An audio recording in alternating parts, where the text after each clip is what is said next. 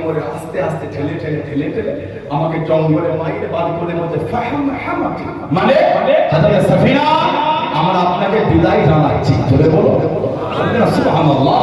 এরা নবীর মাকামই বলতে সাহাবারা সফর গেলে ফিরতে রাত হলে জঙ্গলে বাইরে দাঁড়িয়ে বলতে, এই জঙ্গলে পশুরা নাহনু মিন আসহাবি রাসূলিল্লাহ সাল্লাল্লাহু আলাইহি ওয়াসাল্লাম, এই জঙ্গলে পশুরা আমরা হচ্ছে আল্লাহর রাসূলের সাহাবা, আজকে রাত আমরা এখানে থাকবো, ফখরু জমিনা তোমরা এখান থেকে ভালো হয়ে যাও।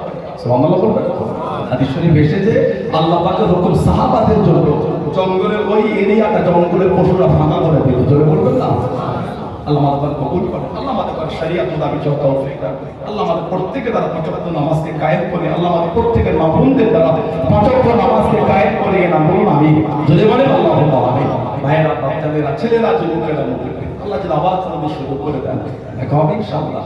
কথা বললে বলি দরবার এসেছে, ফুরফুরা শরীফ এসেছে, দাদা পীরের দরবার সম্পূর্ণভাবে ঠিক আছে। সানাউল্লাহ জিন্দেগি যদি খারাপ হয়ে যায় আমার থেকে আল্লাহ ওয়ালাদের নষ্ট করে দেয়। আল্লাহ ওলিয়া আল্লাহ পাঠিয়েছেন কেন?